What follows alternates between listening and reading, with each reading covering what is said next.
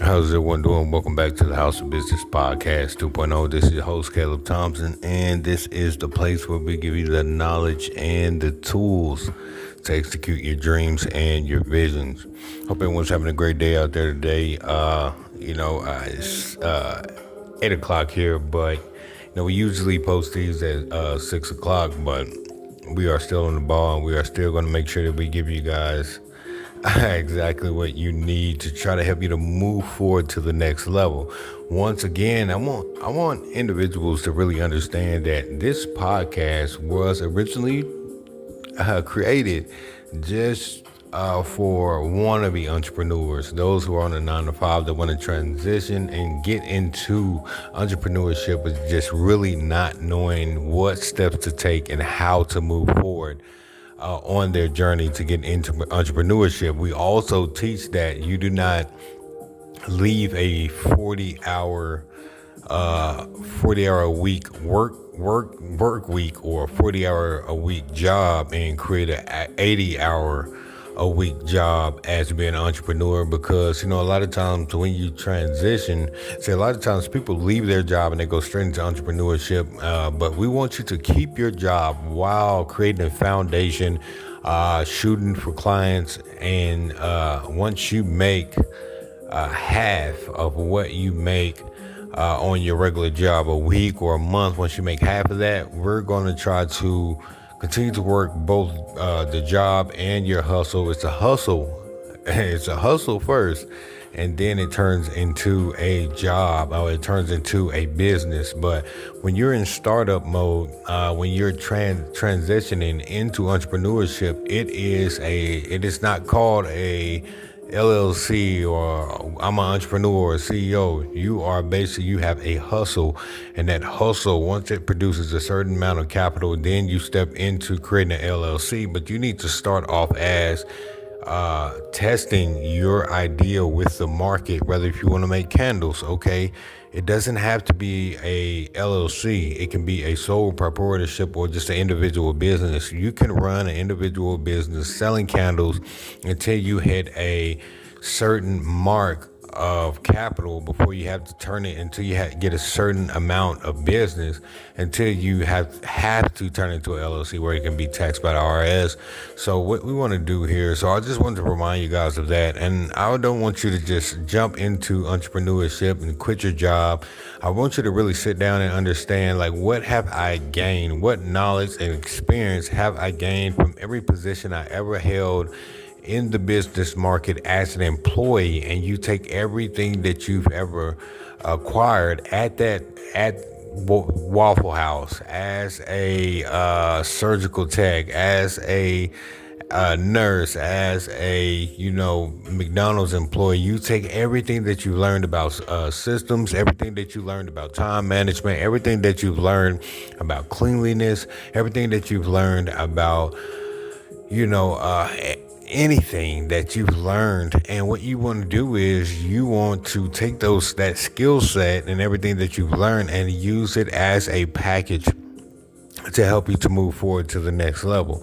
So today's episode is going to be what every entrepreneur should know about risk. And this one, and like we were just talking about how leaving the 9 to 5, the 40-hour work week, and transition into an 80-hour work week, which we don't want to do, but we want to implement some business operational system so that you will not have to. We want to work you out of a job. We want the foundation of this company to be so set. Not saying that you will not be present, not saying that there's not going to be a place that you're going to have to be, but what we're saying is this: we do not want you to step out of a 40-hour a week work week and step into an 80-hour work week and nothing happens unless you're there. You do not want to be the bottleneck of your business. You want to create business operational systems. You want to document those systems, and you want to be able to teach the team or your staff the way that the business operates, so that you can be removed from the company and start to expand into other business ventures and other things on your bucket list that you would like to do. I don't care if it's vending, I don't care if it's traveling, I don't care if it's day trading, things that you would like to do. to really move forward in your life and experience life because this business is established.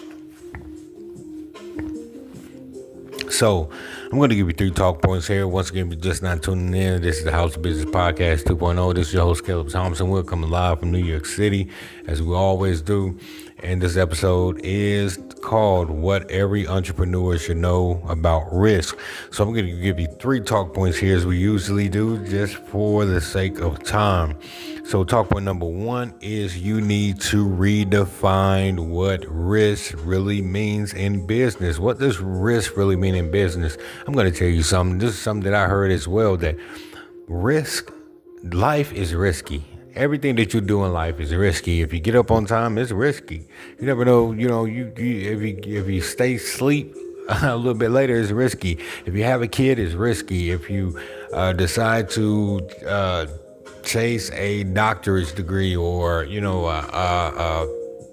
any type of degree or whatever you want to do with your life, everything and every move that you make in every moment that you make in your life comes with some type of risk. Risk, I would like to redefine as faith. Taking a risk, stepping out on faith. I like to marry those 2 analogies together, those 2 words together. So one thing I've learned is that risk isn't just danger. It's not just danger. Everybody think that when I'm taking a risk, I'm falling to a place of danger. I don't know what's going on and this is going to be scary, but it's a part of every opportunity. Risk is opportunity. Every time you take a risk, it doesn't have to be something dangerous. Now, I'm not saying that you do not need to take precautions, and I'm not saying that you do not need to calculate risk. Calculate failure. Man, maybe there may be some failure, but what can I learn from this failure? I'd rather do it and learn from the experience. A lot of time, a lot of risk comes for you to gain experience. So it's a part of every opportunity, and you need to understand that, because every decision in business carries some level of uncertainty. Every decision. So you can't grow without stepping into situations where outcomes are guaranteed. You cannot grow in business stepping into saying, I'm going to step into this situation, I know the outcome is guaranteed. You can't grow like that. You need to step into situations where you really truly understand that outcomes are not guaranteed, but I'm doing this and I will learn and gain experience, and I will, add another skill set, or add some resilience, or add some endurance to my entrepreneur package, my personal entrepreneur package. So risk becomes manageable when you understand, really when you understand it instead of trying to avoid it. You know what I mean? So risk becomes manageable when you really understand it. So I'm not saying step out into entrepreneurship, saying that man, there's a verse in the Bible that basically says no man goes to war without counting the cost. You have 3 soldiers and you're trying to come up against someone who has 1,000 soldiers. But what I am saying is this: by you taking that chance, there is going to be some type of risk, but who's to say that a miracle doesn't happen? Who's to say that it works? Who's to say that, okay, I'll start off with $300 and I want to enter into day trading, or I want to start an LLC. But what I'm saying is this: prepare your foundation of your company while still making sure that you have some type of cash flow, whether if that's being an employee, whether if that's having some type of side hustle. I don't care if you braid hair on the side. I don't care if I don't care if you cut grass on the side or whatever. Make sure you have some type of cash flow, and that's going to help to power your business income, or to help you to get the business started. Talk point number 2, I learned to evaluate risk instead of fear. So I don't run from risk. That's one thing I want you to know. I don't run from risk. I assess it, and you should train yourself to do the same, because I look at potential. Like the potential upside, let's say the downside, and timing, like before I make a decision. So you can reduce a lot of fear when you replace emotion with evaluation. So you can reduce that. So evaluate the situation. Don't just sit there and be like, this is going to happen. You're just riding off straight faith. No, don't just ride off straight faith and just jump into a situation. There are going to be some situations that it's going to require for you to make that step and make that risk, despite if you have all the information or all the data necessary to make sure that there's a guaranteed outcome. Sometimes you're going to say, you know what, I'm going to do it. it. And then if it does go bad, I'm not even going to think about if it goes bad, but if it does go bad, then I am going to learn from that experience. I'm going to learn how to be able to convey that information to someone else. Because once you get in the place of leadership, or once you go through entrepreneurship, there's always someone that's going to need training. There's always going to be team development. There's always going to be some type of employee that you need to pour into to help them to understand that, because you don't want to keep all your employees. There's going to be some loyal employees, but you don't want to keep all your employees stuck there. You want to give them enough potential and enough skill set to help them to go out and build their own. But some people won't leave because they'll be loyal to you, but you do want to give them enough to help them if they want to build their own companies, so that everybody can be free financially. Even if it's helping them to understand different skill sets or different ways, avenues to generate revenue on the side while still working for you. So you reduce fear when you replace emotion with evaluation. But smart entrepreneurs don't avoid risk; they calculate it. So, like we just said, man, you just don't just jump out there and do whatever you want to do. You don't just jump out there and say, man, you know what, this is going to work, I'm just going to do it. You really need to understand what you're getting yourself into. I've always heard this quote: you do not invest in anything that you do not know about. So the number one, you need to really understand about yourself. What do you know about yourself? I like cookies, let me start a cookie company. Okay, but there's some things you really need to cultivate within yourself, not only as just some passionate cookie maker. You're going to need to understand about finance. You're going to need to understand about emotional intelligence. You're going to need to understand things about marketing. You're going to have to understand the energy, the time, and the endurance it takes to build a company when no one's clapping for you, when you don't have your first sale. And there's some things that you're going to need to cultivate, and you're going to need to be able to generate within yourself, with that mindset, starting with your mindset, but you still have to put the work in. Number three, I take action even when the outcome isn't certain. And we just discussed this, how I was just talking about I take action when I really don't have all the data. I really don't have all the information. This is where faith kicks in. This is where you have to trust yourself. This is where your brain is telling you, I don't know. It's trying to talk you out of it, but you're saying I was built for this, and whatever happens, happens. But I feel like this is a good deal. Even without your feelings, some decisions you're going to have to make as a CEO has nothing to do with feeling. You can take in some data, you can take in some information, you can have data analysis report and say, okay, for the last 3 years or 2 years within this industry, this has happened. You can take all that in, but it is not guaranteed that everything is going to happen the same way. You have to go within your spirit. You have to go within yourself and say, I'm going to take this risk despite what anyone thinks. But I've realized personally that, just waiting for the perfect certainty, it keeps you stuck, and you always have to overcome that too, man. Don't wait for the perfect time. Don't wait for anything. Just go out there and do it. Most opportunities don't even require movement before, full clarity appears. You don't require movement. Sometimes, man, you just step into it. Most opportunities require movement. Most opportunities do require movement, but before full clarity appears. But what I'm saying is, some opportunities do not require clarity before you need to take a step, and before you know what I'm saying. So you build confidence through action, not overthinking.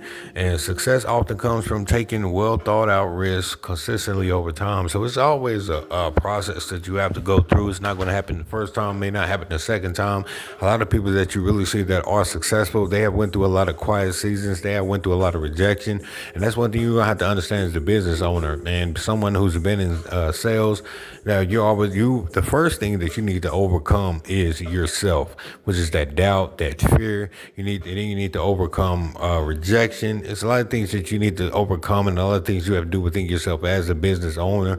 You have to be scared of being seen and being visible. A lot of people don't start businesses not because they don't have great ideas, it's because they fear being visible. They're scared of what other people will think. But I wanted to let you know that, This is what every entrepreneur should know about taking risks. I want you to know this.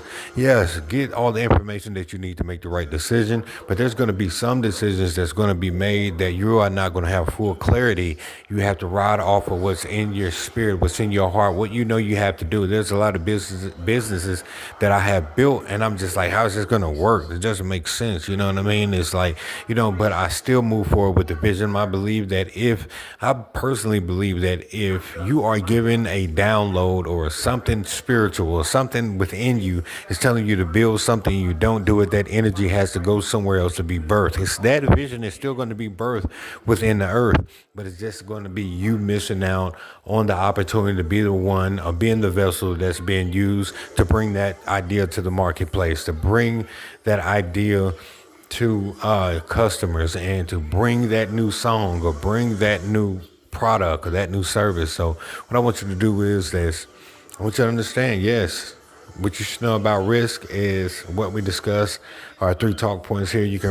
I know this was kind of fast, but for time's sake, I want you to go back and I want you to listen to this. I want you to understand that everything will work out the way it's supposed to work out if you do not stop or quit. It's all a learning experience, and it's all takes time. So, go for it. You know what I mean? So this is the House of Business Podcast 2.0. This is your host, Caleb Thompson, and this is a place where we give you the knowledge and the tools to execute your dreams and visions.